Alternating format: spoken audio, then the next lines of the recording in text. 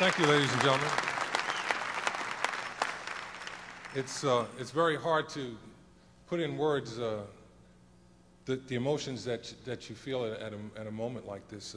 Of course, I never expected to be here. You know, when I started playing basketball, it was at a time when my parents and I identified a college degree as a serious goal. I was in the 6th or 7th grade, and you know, my mom and dad told me, you know, you can probably get a scholarship to go to college, and that was it. I just had a way to cut down my expenses as an academic, and that was really all I was seeking. To go from that point to here is truly amazing. You hear a lot of people say only in America, but it really does happen only here, and I'm very thankful to be here and to be a part of this wonderful game that is unique to our country. My mom and dad really should be up here giving this talk, because without them, without the foundation I got from them, I would not have achieved anything in life.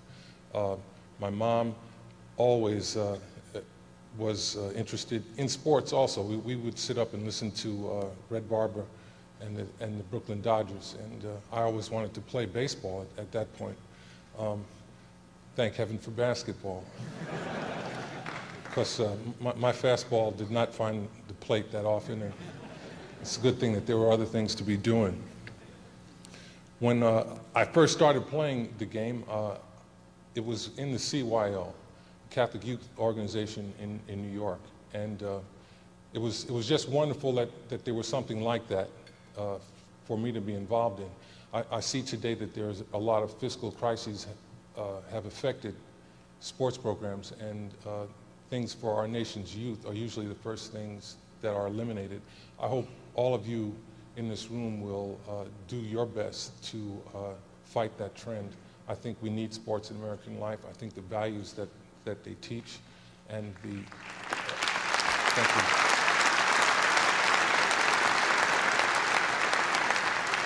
I'm convinced that we are doing a disservice to ourselves as a nation by not taking care of this one aspect of American life. It has certainly enhanced every aspect of life in this country, and I hope it will get your support. I have to say thank you especially now to my coach in the CYO, Farrell Hopkins, one of the most interesting people, and at this time, he's here tonight. He doesn't, except for gray hair, he doesn't look that much different than he did in 1956 when I was begging him as a 5th grader if he would take me on the basketball team. Farrell, may Allah increase your reward. You've been a brilliant, wonderful human being, and I hope you get all the blessings that you deserve. Thank you so much.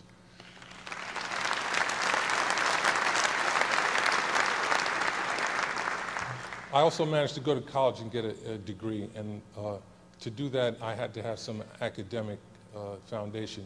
And Sister Hannah Marie, who taught me in the 7th and 8th grade, was the principal architect of my game plan. And she told me, you know, you can always play basketball, but what are you going to do if you can't play basketball? It was a question rhetorically put to me in the 7th grade, and it was something I remembered because it reinforced what I had learned from my parents. And it meant a lot to me. It stayed with me. Sister Hannah, you're here. I thank you so much.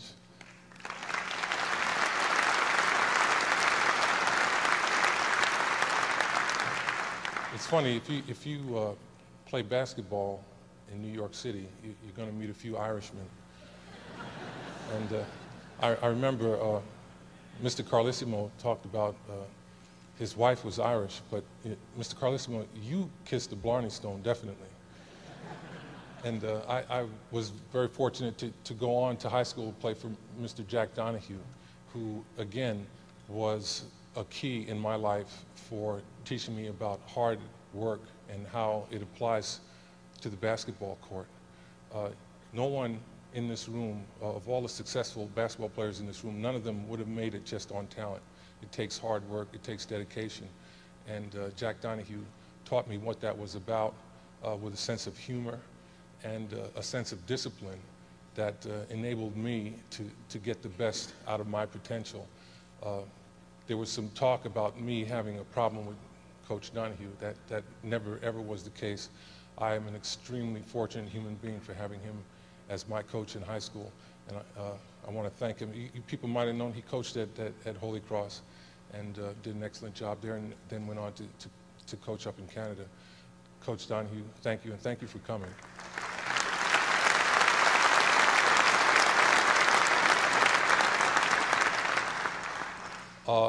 Again, as I talk, I just went from one wonderful person to the next. The next wonderful person in my life that influenced me was John Wooden, a man who has lived his life according to a very strict code and who has enjoyed so much success. Being able to be under the influence of someone like that who got his success the honest way. He wasn't involved. And I swear to this to all you college coaches out there, Coach Wooden did not cheat. he was not looking to win it the easy way. And to work with him and his staff, Jerry Norman, and, geez, I'm drawing a blank. He coaches at Louisville. Denny Crum. Denny Crum and Jerry Norman were the assistant coaches to Coach John Wooden, and again, they reinforced everything that I had been taught about academics, about living a moral life, and about being the best basketball player I could be.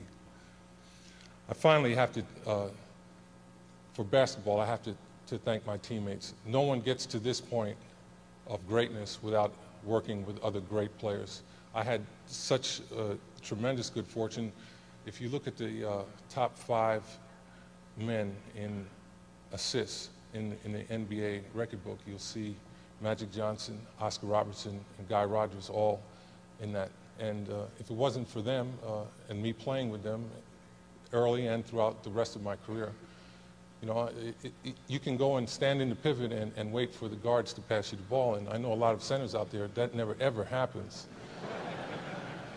I mean, it's no mystery to me why the guy who usually wins the MVP in the All-Star game is a guard.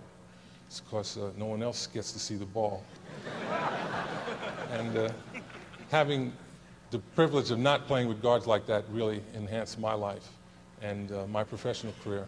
And I want to thank any and all of my teammates for what they did to enhance my life.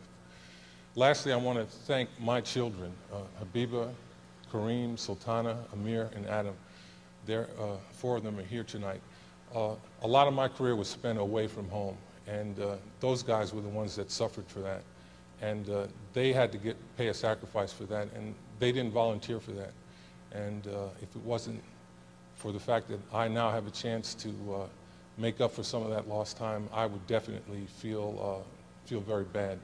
But that's not the case anymore. In retirement, I've been able to make up for a lot of lost time, and we have managed to maintain a wonderful bond. And today is also my daughter Habiba's birthday. She's 23. She doesn't want me to tell you that, but it's happy birthday, Habiba.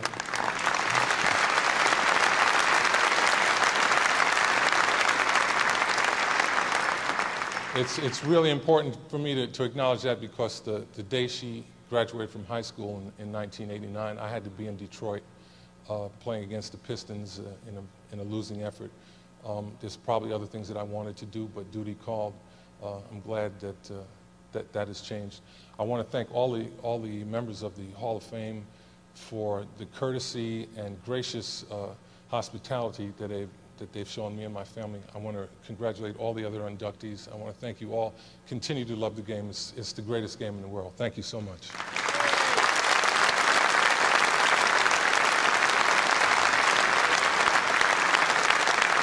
Kareem Jabbar.